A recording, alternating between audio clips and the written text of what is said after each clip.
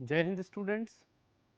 In the last lecture of this telemetry principle subjects, we understand about the various things related to the telemetry principle, in which telemetry block diagram, multiplex system and all was studied. Now, we are talking about the various example or applications of telemetry principle. In that series, that very first one is satellite telemetry. When we are talking about satellite telemetry, then in the last lecture we understand about the what is a satellite and how subsystems of a satellite are decided. जैसा कि आप जानते हैं कि satellite जो है वो कई अलग अलग सिस्टम से मिलके बना हुआ एक कंबाइंड सिस्टम होता है, जिसका मेन मोटिव है अर्थ स्टेशन से आने वाले किसी भी डेटा को रीट्रांसमिट करना वापस अर्थ के दूसरे स्टेशन पे।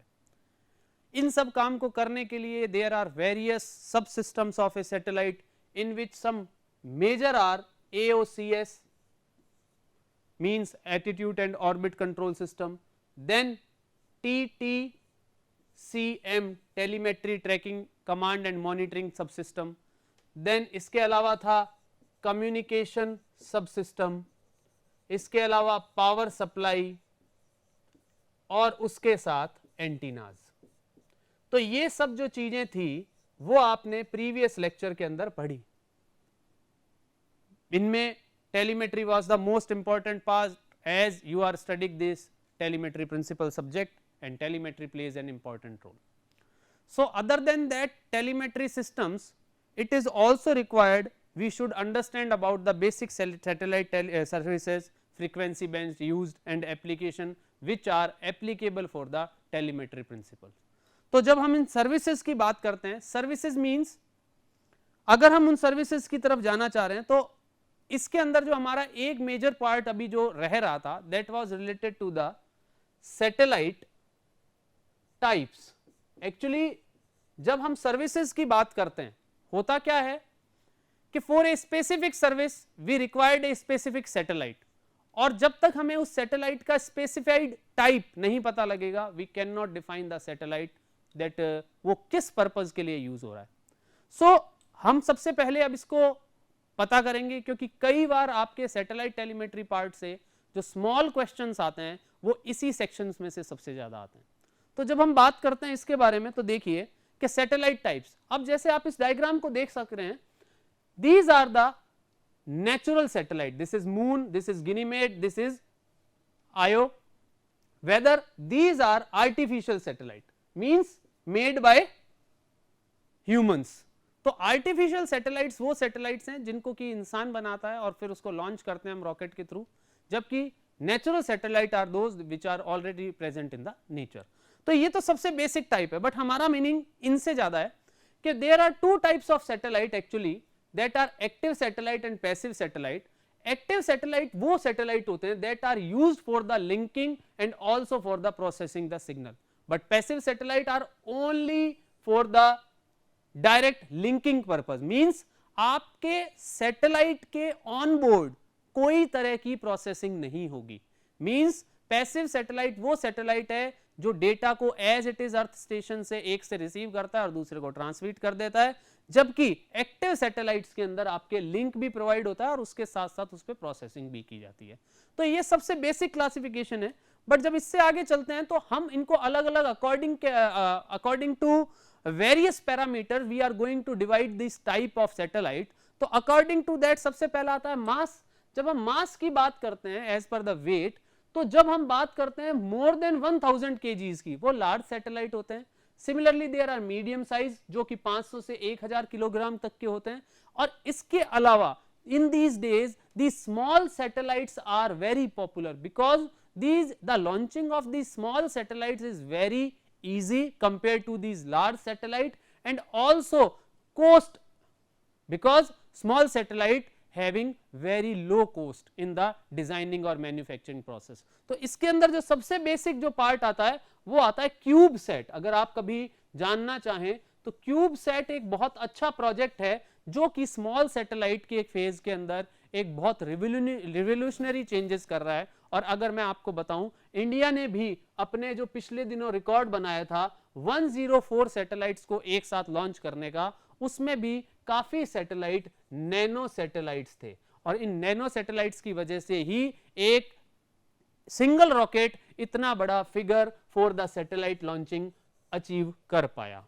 तो ये आपके अकॉर्डिंग टू द मास है। Similarly according to the orbit, जब हम ऑर्बिट की बात करते हैं तो अर्थ के चारों तरफ अलग अलग ऑर्बिट्स हैं। देखिए जैसे कि ये अर्थ है, अर्थ को हमारे मिडल की हम बात करें तो इक्वेटोरियल प्लेन होता है।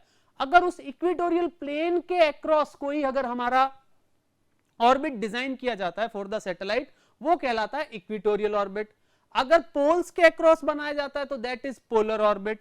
और सिमिलरली इंक्लाइंड ऑर्बिट वो होता है जो कि आपके एक इक्वेटर के साथ किसी पर्टिकुलर एंगल के ऊपर होता है। सिमिलरली अगर उसकी शेप की बात करें तो शेप के अकॉर्डिंग हमारे पास सर्कुलर एंड इलिप्टिकल दो शेप हैं। और अगर अल्टीट्यूड के हिसाब से बात करें तो लियो, मियो और जियो तीन तरह के हैं। बट जब हम जियो की बात करते हैं, जियो स्टेशनरी सैटेलाइट्स वो हैं जो कि अराउंड 36,000 की किलोमीटर की हाइट के ऊपर प्लेस किए जाते हैं। ये अगर हम बात करें तो अगर आप यहां पे देख सकते हैं बहुत अच्छे से, this one is first one is the LEO which is around 1000 kilometre, then MEO 10,000 and then GEO, GEO is 35,768, that is the exact geo height और geo altitude, satellite altitude. Other than that एक हियो आपका भी होता है, that is hyper elliptical orbit, that is also possible for some specific kind of satellite. Means जितने भी मैं आपके यहाँ सैटेलाइट्स के ऑर्बिट्स और इनके टाइप्स की बात कर रहा हूँ, ये डायरेक्टली इफेक्ट करते हैं आपके सैटेलाइट के यूज को, कि जिस जगह भी हम उसको यूज करना चाहते हैं, जो हमारा उसमें बेसिक सर्विसेज वो हमें प्रोवाइड कराएगा, वो सब उसी पे डिपेंड करेगा। तो आप यहाँ देख सकते हैं कि जियो स्टेशनरी सैटेलाइट में भी यहाँ पर हमारे पास दो ऑर्बिट्स हैं। एक तो होती है जियो स्टेशनरी जो कि इक्वेटर के अलोंग होती है, दूसरी अगर इक्वेटर के साथ किसी एंगल पे है तो वो बन जाती है जियो सिंक्रोनस ऑर्बिट। तो ये सब हम बात करें तो ये इनके वेरियस पैरामीटर्स हैं जिनके ऊपर आप देख सकते हैं, ये आपने सब पढ़े हुए हैं, इन पे आपके क्वेश्चन एक या दो बार कभी आए हुए हैं, but that is a very important part. So जब हम इनकी बात करते हैं तो ये हमारे वेरियस सैटेलाइट टाइप्स हैं एज पर दियर रिक्वायरमेंट। तो उनमें कम्युनिकेशन सैटेलाइट्स है, रिमोट सेंसिंग है, नेविगेशन है, जियोसेंट्रिक है, ग्लोबल पोजिशनिंग मतलब उसके अलावा ड्रोन सैटेलाइट्स है, पोलर है, ग्राउंड है, नैनो सैटेलाइट्स है। ये सब के सब सैटेलाइट्स आपके एज पर द टाइप्स हैं। और जब हम इनकी बात करते हैं तो इसी सीरीज में आगे चलते हुए जब आप देखते हैं तो हमारे पास आती हैं सैटेलाइट सर्विसेज। तो आपने जैसा कि देखा, एक सैटेलाइट टेलीमेट्री सिस्टम को समझने के लिए हमें सैटेलाइट के पूरे कम्युनिकेशन की बेसिक्स को अच्छे से समझना जरूरी है, in which we have various part. The first part was what is satellite, then we go through the satellite construction, means subsystems of the satellite. After that we concentrate on the types of satellite. Now we are talking about the satellite services.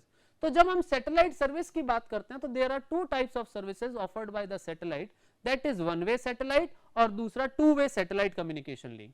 जब आप one way की बात करते हैं तो इसमें आपका satellite किसी अर्थ स्टेशन के साथ सिर्फ एक ही डायरेक्शन में वर्क कर रहा होता है, मींस या तो वो डेटा रिसीव कर रहा है अपलिंक पे या वो डेटा ट्रांसमिट कर रहा है डाउनलिंक पे। It means you have only one direction और one way communication path.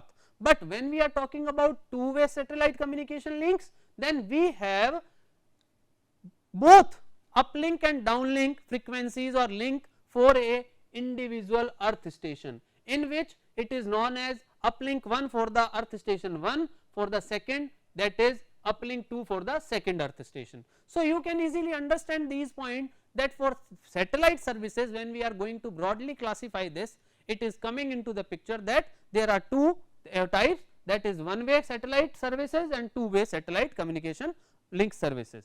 Then we are talking about the specific points. तो हम कहाँ यूज करते हैं? वन वे सैटेलाइट आपका broadcasting satellite services like radio, TV, internet, इनके लिए यूज होता है, स्पेस ऑब्जर्वेशन के लिए यूज होता है, रेडियो डिटर्मिनेशन के लिए यूज होता है। बट जब हम टू वे की बात करते हैं तो ये fix satellite services, telephone, fax, data, bit rate और इनके लिए, और mobile satellite services like land mobile और मोबाइल, मैरीटाइम, एरो मोबाइल, इनके लिए यूज किया जाता है। तो ये सब इनका बेसिक क्लासिफिकेशन है। बट जब हम इसके भी आगे चलते हैं, क्योंकि हमारा टेलीमेट्री के साथ इसका लिंक कैसे आता है, you can easily understand this point.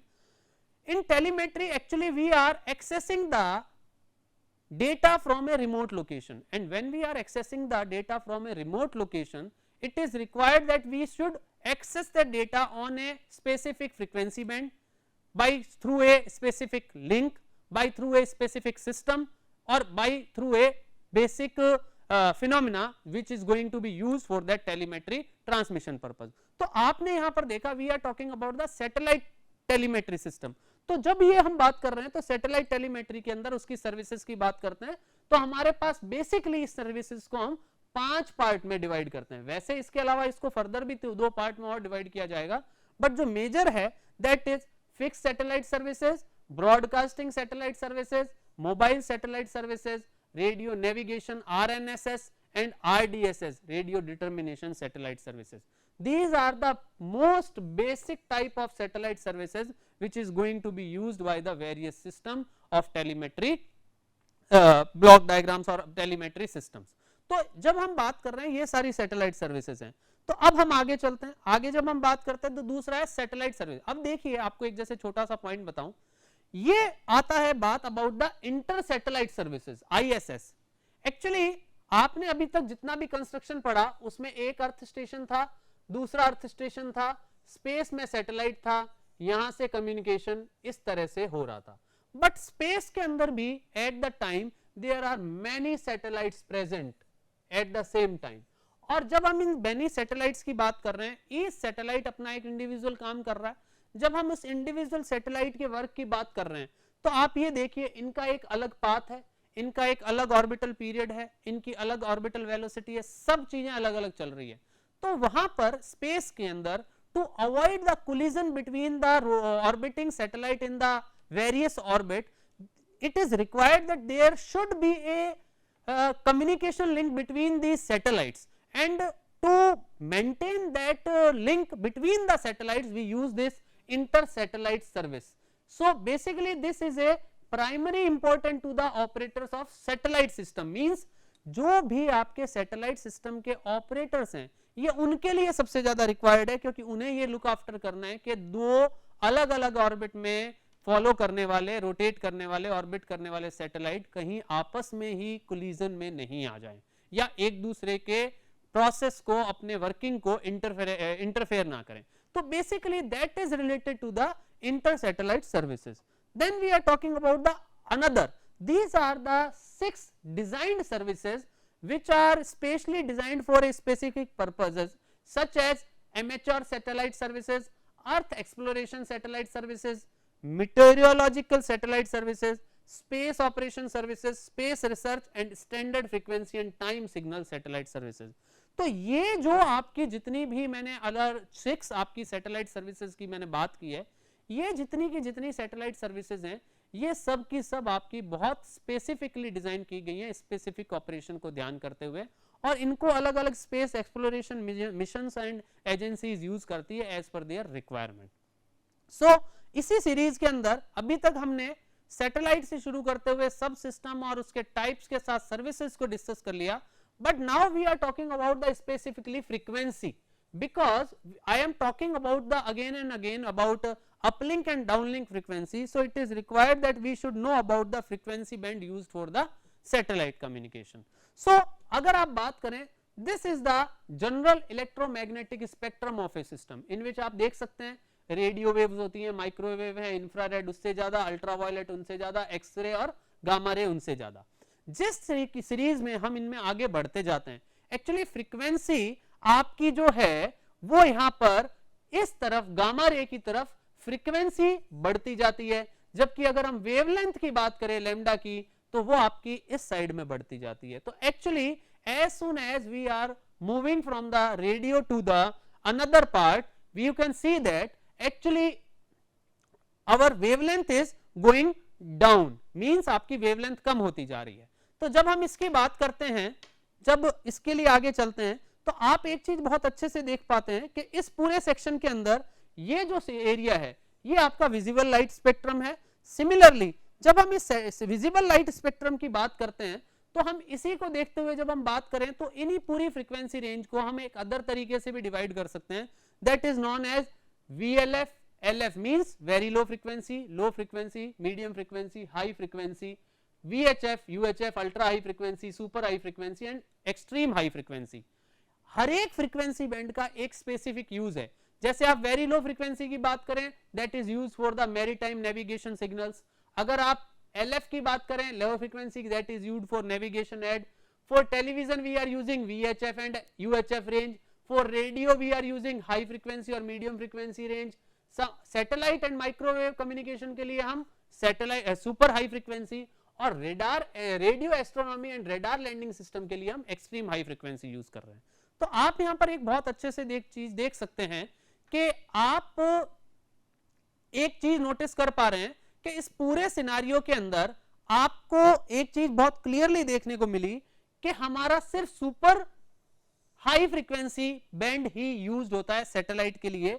तो इसको बैंड को अगर हम बात करें तो that is lying between the 1 to 40 gigahertz, and this 1 to 40 gigahertz frequency band is again divided into this part, that is LSC, X, KU, K and K band.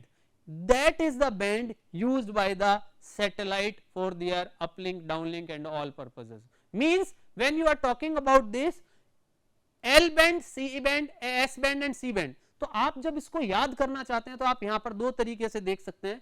आप इस पोर्शन को एक में याद करें, इस पोर्शन को आपके इस पोर्शन को LSC को एक में याद करें, KU, K एंड KA को एक में याद करें और X को अलग से। अब आप देखिए that LSC band is actually representing the domestic satellite use, whether this X band is used for the specific purposes जैसे मिलिट्री एप्लीकेशंस हैं और आपके जो सिक्योर्ड चैनल होते हैं जो कि मिलिट्री या सिक्योरिटी एजेंसीज के थ्रू यूज किया जाते हैं, that is used by the X band. And for the extraterrestrial purposes they are using this KU, K and KA. Actually that is complete a K band starting from the 12 gigahertz to 40 gigahertz, but it is again divided into K underband and K above band. So basically we are dividing this complete frequency spectrum for this satellite communication. तो जब हम इनकी बात करते हैं तो इनकी कुछ स्पेसिफिक कैरेक्टरिस्टिक्स भी आते हैं। तो आप कैसा देखते हैं इसके अंदर? First of all, when we are talking about this satellite spectrum properties, there are 3 points: bandwidth, antenna size and attenuation.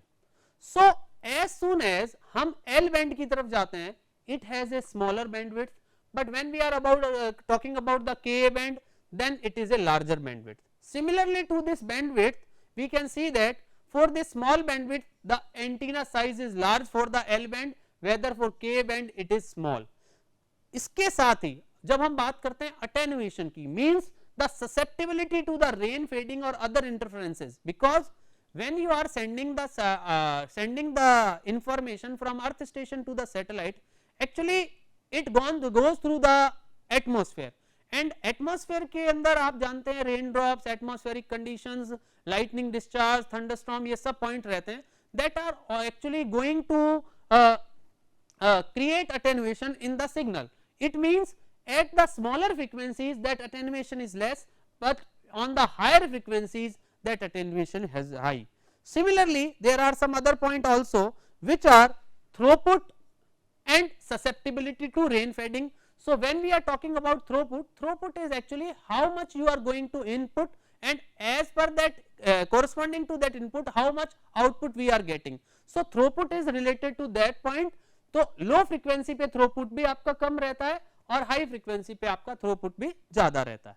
तो ये बेसिकली फ्रीक्वेंसी बैंड और फ्रीक्वेंसी स्पेक्ट्रम से रिलेटेड आपकी सारे मेन इंपॉर्टेंट पॉइंट्स हैं जो कि सैटेलाइट कम्युनिकेशन से और सैटेलाइट टेलीमेट्री में जुड़ के आते हैं. और अगर आप इसको और ज्यादा डिटेल्स में देखना चाहें तो बेसिकली दिस एल बैंड जो कि 1 से 2 गीगाहर्ट्ज के लिए होता है, that is used for the global positioning system, carrier and also for satellite mobile phones. Similarly S band जो कि आपका 2 to 4 गीगाहर्ट्ज के लिए है, वो आपका वेदर रडार के लिए, सरफेस शिप रडार के लिए और some communication satellite specially those of NASA for communication with ISS and space traffic और स्पेस शटल्स. तो आपके ये सब उसमें यूज आता है. Similarly when we are talking about C band, KU band and K band, that is the most used satellite band for the transponder. तो जब हम सी बैंड की बात करते हैं उसकी फ्रीक्वेंसी रेंज 4 to 8 गीगाहर्ट्ज है, and it is used for the satellite communication for full time TV network and the raw satellite feeds. Similarly, for X band when we are talking about, that is 8 से 12 gigahertz and that is used for the radar application. Then Ku, K and Ka band, they are used for the various satellite communication such as short range communication and satellite का for the close up high resolution application. So ये जो जितनी भी हमने बात की ये सारा का सारा आपके frequency band and frequency spectrum allocation है, that is related to the basic satellite telemetry system. And when we are talking about all these, तो नेचुरल सी बात है यहाँ पर सैटेलाइट कम्युनिकेशन क्योंकि टेलीमेट्री के साथ जुड़ चुका है, हमें इसके एडवांटेजेस एंड डिसएडवांटेजेस भी देखने हैं. When we are talking about the advantages, सबसे पहले तो एरिया ऑफ कवरेज बहुत बढ़ जाता है. Every corner of the earth can be covered. Transmission cost होती है वो इंडिपेंडेंट होती है कवरेज एरिया के अकॉर्डिंग, क्योंकि आप जो प्लेस करते हैं आप वो पूरे एरिया के लिए करते हैं. और more bandwidth and broadcasting possibility. But इसके साथ साथ आपके इसके कई डिसएडवांटेज है. सबसे पहला लॉन्चिंग सैटेलाइट, उसके बाद propagation delay due to the atmosphere and conventional system. तीसरा difficult to provide repairing, because satellite आप जो लॉन्च करते हैं वो तो अर्थ स्टेशन से आपका स्पेस में चला जाता है, उसके बाद उसकी रिपेयरिंग और उसको रिप्लेस करना आफ्टर दैट उसकी टाइम पूरा हो जाए, जब आपका सैटेलाइट एक्सपायर हो जाता है, क्योंकि any satellite is made for a specific time period. After that time period you have to replace the another satellite with that existing satellite. तो आप जब ये बात कर रहे हैं तो वो भी हमारे लिए डिफिकल्टी है. Free space loss and congestion of frequency, ये सारे के सारे हमारे इश्यूज है. तो ये बेसिकली आपके कुछ प्रोज एंड कॉन्स हैं जो आपके सैटेलाइट कम्युनिकेशन को फिजिबल और नॉन फिजिबल बनाते हैं. सिमिलरली एप्लीकेशन जो हमने सर्विसेज के अकॉर्डिंग बात की थी, हम बहुत सारे एप्लीकेशन देख चुके हैं जिनमें radio broadcasting, voice communication, TV broadcasting, internet application है, मिलिट्री एप्लीकेशन है, रिमोट सेंसिंग एप्लीकेशन है और वेदर कंडीशन. ये सब के सब सैटेलाइट के एप्लीकेशन है that you are using in these days. And जब हम इनकी सब की बात करते हैं तो ये हमारा कंप्लीटली मिलके सिस्टम आता है जो कि हमारा पूरी तरीके से एक सैटेलाइट सिस्टम को बनाता है. तो अगर आप देखें सैटेलाइट टेलीमेट्री सिस्टम को, एक्चुअली यहां पर हम आप देखते हैं क्या सिस्टम बना. टेलीमेट्री का मींस क्या होता है? टेलीमेट्री मींस है remotely accessing the data from a remote location.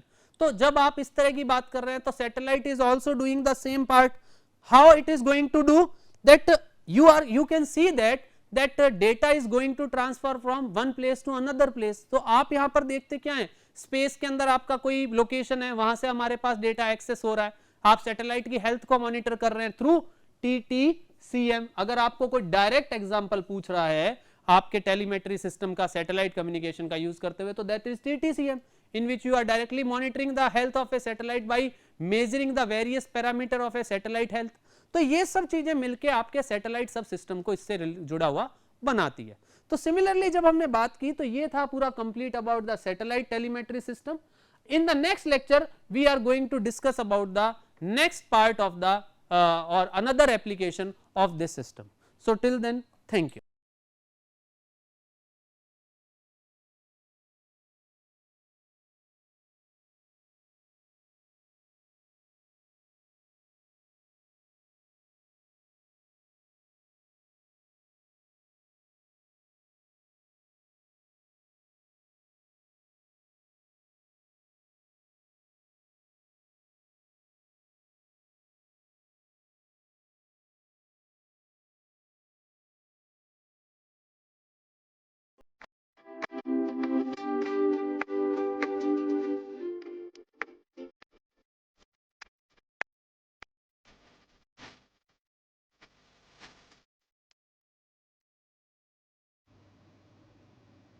Jai Hind students.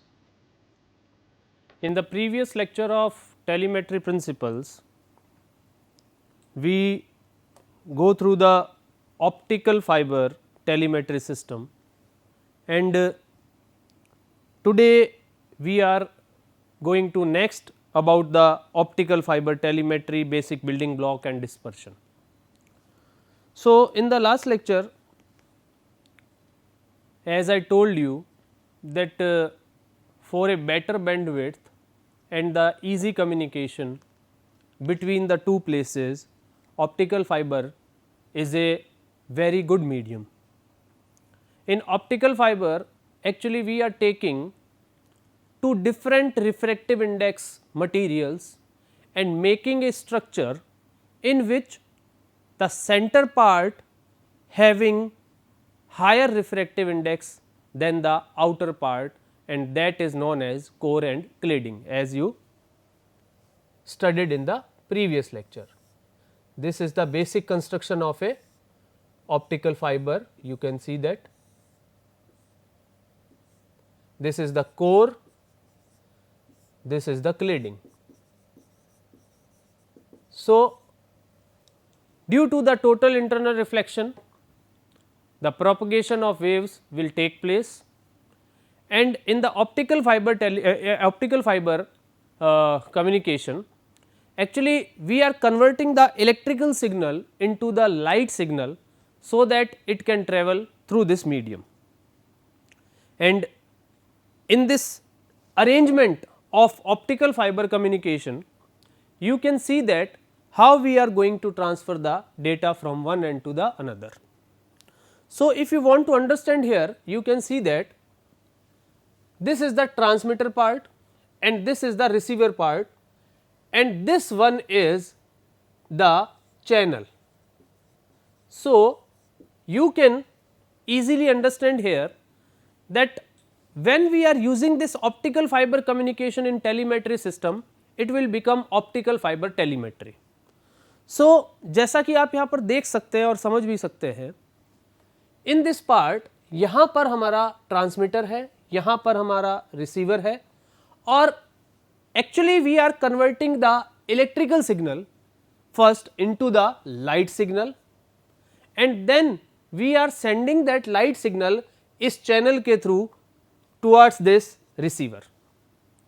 So, in the optical fiber telemetry system, actually we required some basic things such as light source, because we are having this electrical signal as a input, and through this optical fiber जो कि हमारा medium है जिसके through हम data को transmitter से receiver तक भेज रहे हैं, वो पूरा का पूरा ऑप्टिकल फाइबर है जो कि सिर्फ लाइट को कैरी कर सकता है. That's why we are converting this electrical signal through this light source into the light energy or light signal.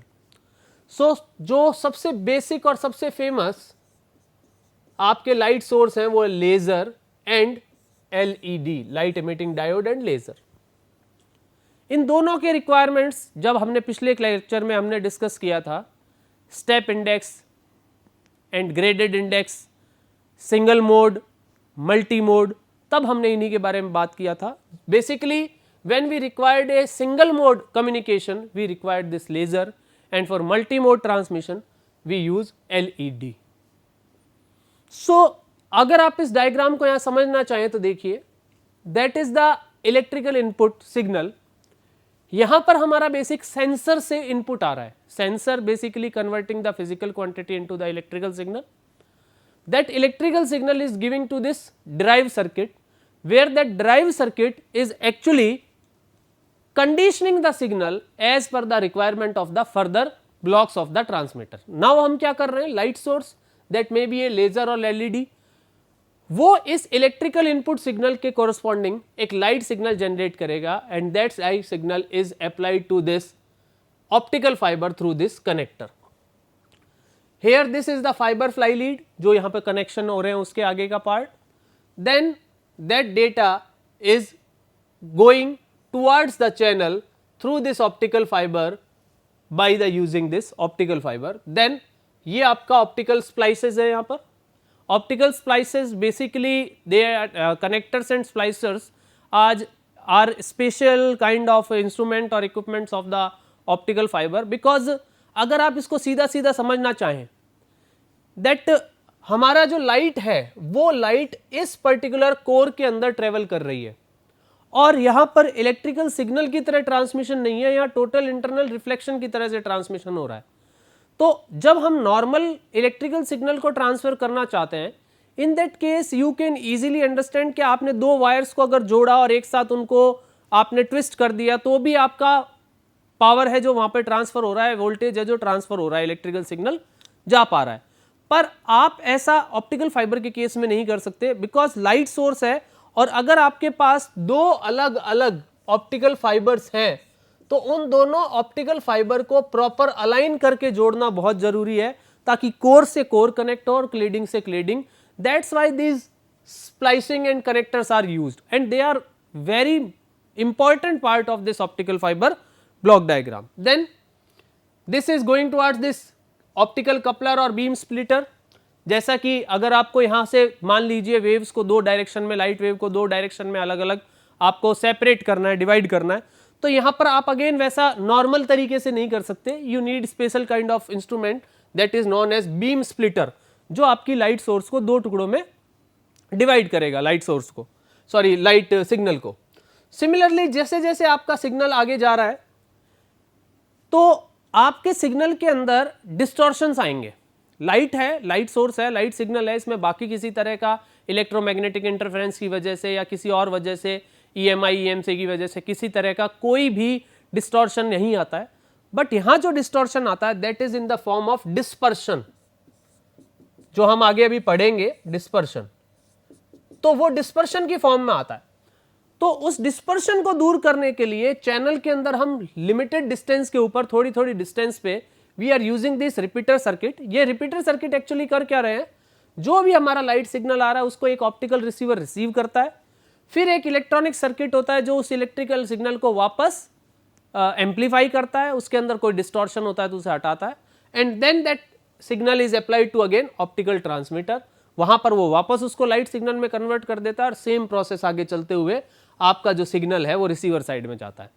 तो आप यहां पर देख रहे हैं कि लाइट सोर्स के अंदर बाकी हमारे डिसएडवांटेजेस खत्म हो चुके हैं, बट यहां पर डिस्पर्शन का एक प्रॉब्लम रहता है जो हम आगे डिस्कस करेंगे. सो ऑप्टिकल एम्पलीफायर से यहां पर ये आता है, जैसे यहां पर मिलता है यहां optical amplifier that are same as the normal amplifiers, they are going to actually amplify the optical signal. फिर यहां पर हमारा रिसीवर पार्ट है. रिसीवर पार्ट के अंदर आपका फर्स्ट ऑफ ऑल है ऐसी डिवाइस जो कि आपका फोटो डिटेक्टर है. पिन डायोड यहां पर यूज करते हैं एज ए फोटो डिटेक्टर, जिस तरह से आपने सोर्स के लिए यूज किया था laser and LED, similarly photo detector के अंदर आप पिन डायोड यूज करते हैं. In photo detector actually you are converting the light signal into the electrical signal, and then that electrical signal is amplified and signal will be restored as per the requirement. So basically ये पूरा का पूरा system है. Then हम इसके बाद बात करते हैं तो ऑप्टिकल फाइबर की बेसिक कैरेक्टरिस्टिक्स आती हैं. When we are talking about the basic characteristics तो सबसे पहली बात है वाइडर बैंडविड्थ. इसकी बैंडविड्थ आपकी 10 to the power 13 hertz to 10 to the power 15 hertz के आसपास रहता है इसका ऑप्टिकल कैरियर फ्रीक्वेंसी. इसके अंदर ट्रांसमिशन लॉसेज आपके बहुत लो होते हैं. इसकी डाइलेक्ट्रिक वेव गाइड होती है. So optical fibre are made from the silica, तो ये एक इलेक्ट्रिकल इंसुलेटर की तरह काम करता है, तो इलेक्ट्रिसिटी की जो प्रॉब्लम रहती है उसके अंदर वो प्रॉब्लम नहीं रह पाएगी. Similarly signal is secured enough for the transmission, because यहाँ पर आपका जो सिग्नल है वो लाइट फॉर्म में है और वहाँ पर रेडिएट होने के चांस नहीं है, क्योंकि पूरा का पूरा ऑप्टिकल फाइबर क्लेडिंग और उसके बाद आपके आउटर शीथ के थ्रू कवर्ड रहता है. Also small size and the weight, ये पूरा का पूरा सिस्टम ऑप्टिकल फाइबर आपके बहुत ही स्मॉल रेडी के साथ, इसको रेडियस के साथ इनको डिजाइन किया जाता है. दैट्स वाई ये बहुत हल्के भी होते हैं, फ्लेक्सिबल भी होते हैं और कॉम्पैक्ट भी होते हैं.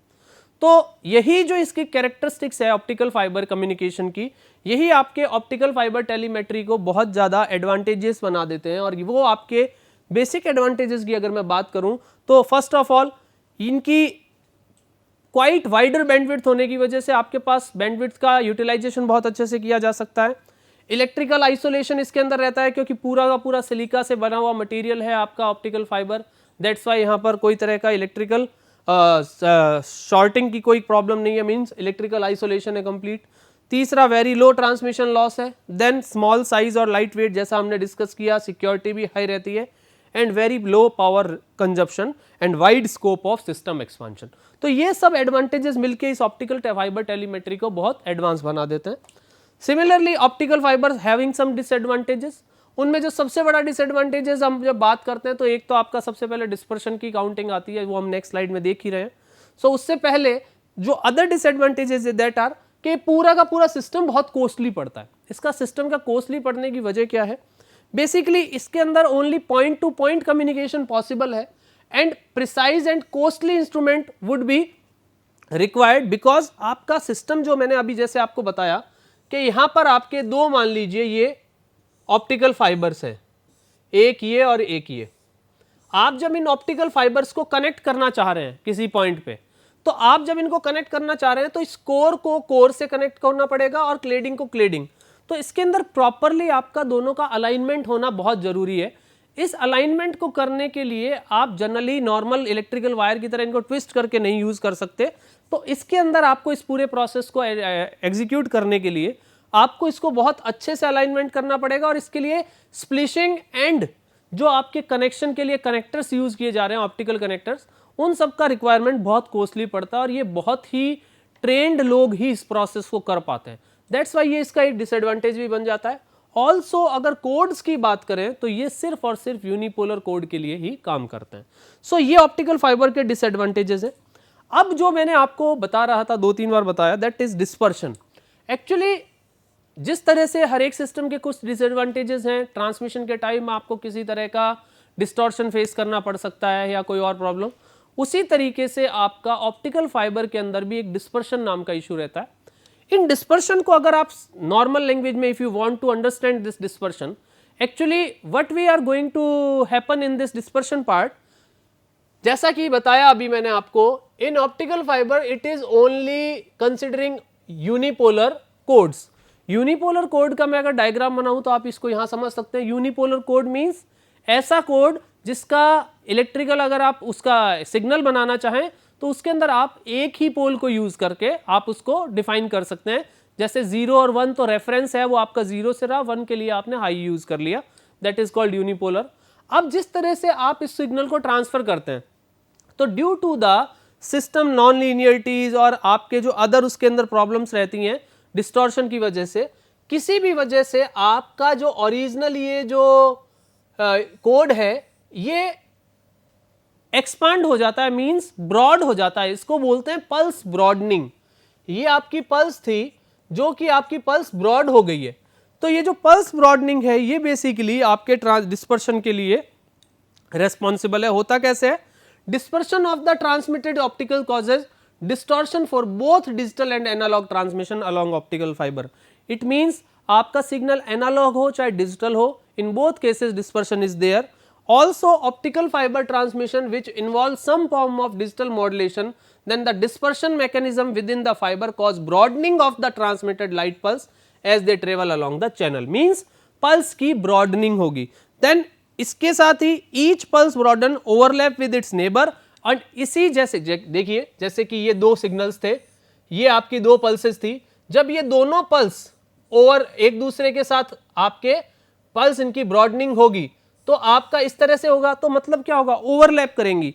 Due to this overlapping inter symbol interference आपका आएगा जो कि आपके नंबर ऑफ एरर को इंक्रीज करेगा। सो यहां पे इस डायग्राम से आप देख सकते हैं, this is the signal 1010 unipolar code form में।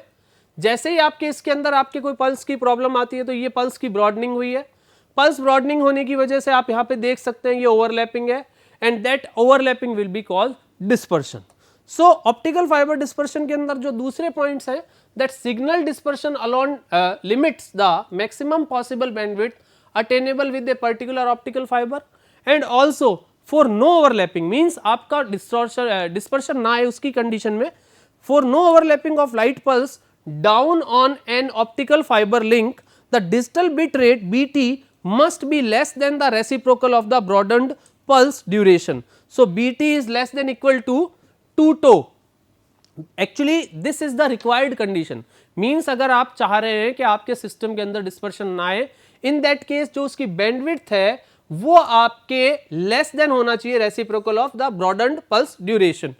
तो पल्स ड्यूरेशन से आपका कम होना चाहिए। So when the limitation in the bandwidth of a filter due to dispersion are stated, तो यहां पर आपका पूरा ऑप्टिकल बैंडविड्थ आ जाती है। So you can see here that is the multi mode step index fibre.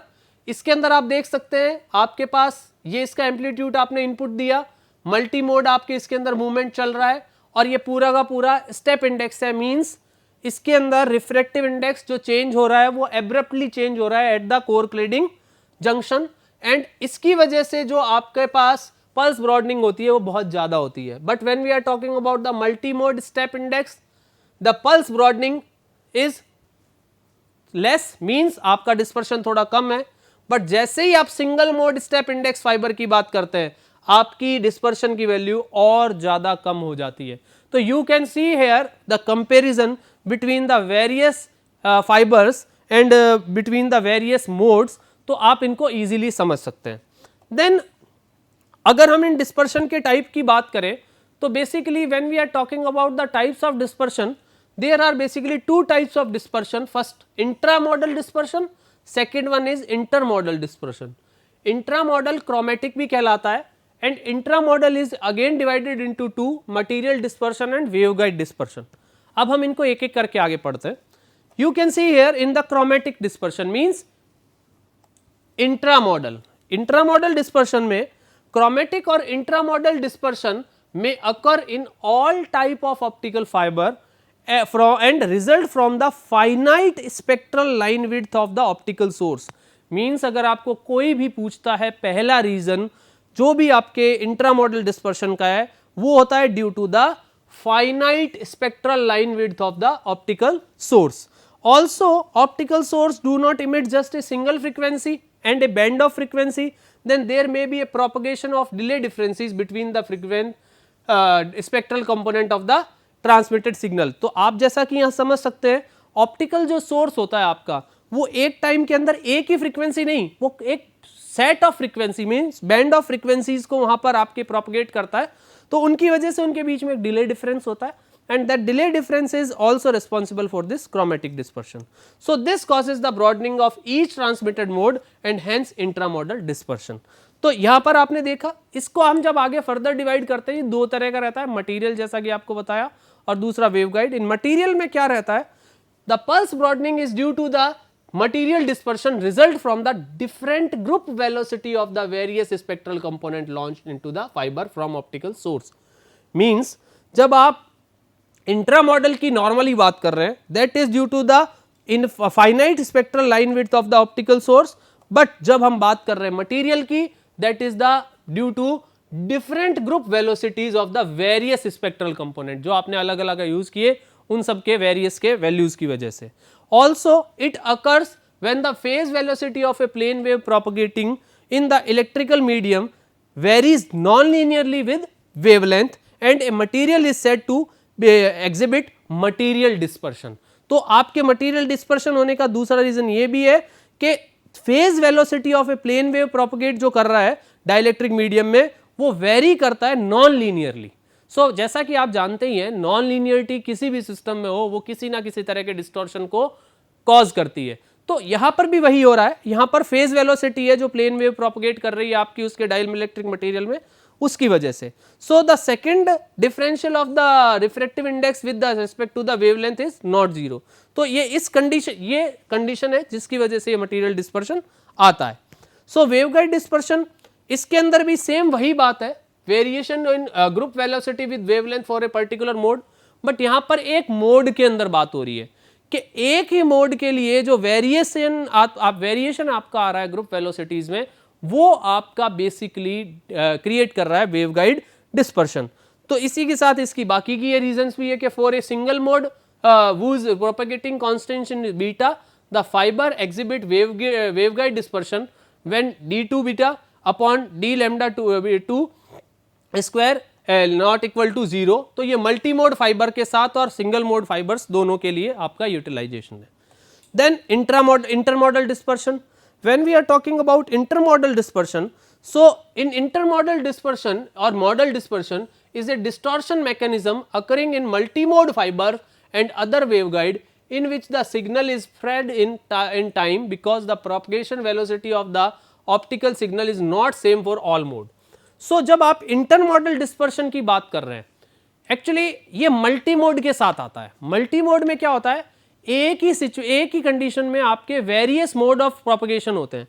अब जो ये वेरियस प्रोपगेशन मोड्स हैं, इन सब की जो प्रोपगेशन वेलोसिटी है उन सब की डिफरेंट रहती है, क्योंकि सबकी सेम तो रहेगी नहीं. जब सबकी डिफरेंट रह रही है तो उसकी वजह से डिस्पर्शन आ रहा है, वो है intermodal dispersion. So other norm जो इस डिस्पर्शन के हैं वो है multimode distortion, multimode dispersion, modal dispersion, distortion, intermodal distortion, intermodal dispersion and intermodal delay distortion. ये सब intermodal dispersion के ही नाम हैं. तो जब आप इन losses की बात करते हैं तो इनके साथ जब ये dispersion take place होता है तो आपके ऑप्टिकल फाइबर में कुछ लॉसेस भी आते हैं. ये लॉसेस आते हैं in the form of the attenuation और लॉसेस इन द फाइबर.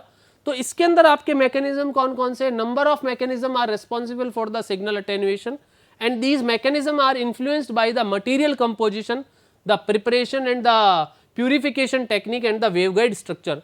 मतलब वेवगाइड का जो भी मटेरियल, आपका ऑप्टिकल फाइबर का जो भी मटेरियल आपने लिया वो, उसकी प्रिपरेशन का तरीका, सिलिका की प्यूरिफिकेशन का प्रोसेस, ये सब चीज़ें मिलके आपके ऑप्टिकल फाइबर के अटेन्युएशन एंड लॉसेस को लीड करती है.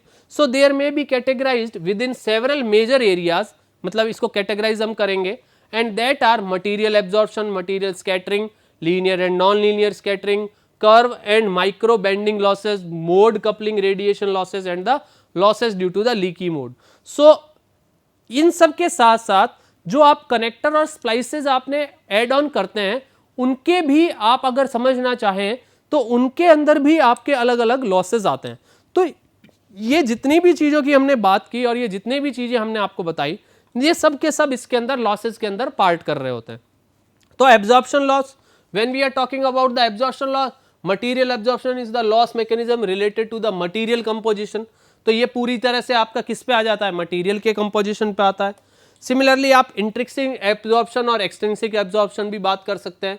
अगर आपका प्योर सिलिकेट ग्लास है, little intrinsic absorption due to its basic material structure in near infrared region, ये इसका स्पेसिफिकेशन है. Then similarly there is extrinsic absorption due to the impurity adding in the system. So ये आपके सारे के सारे impurity जो आपने ऐड की और उन सब के प्रोसेस हैं उनकी वजह से क्रिएट होने वाले लॉसेस हैं. इसी की तरह से लीनियर स्कैटरिंग लॉसेज है, रेले एंड माई स्कैटरिंग है. ये सब के सब आपके डिफरेंट काइंड ऑफ आपके नॉन लीनियर और stimulated Brillouin scattering and Raman scattering, ये सब के सब पार्ट है आपके different type of optical fibre losses.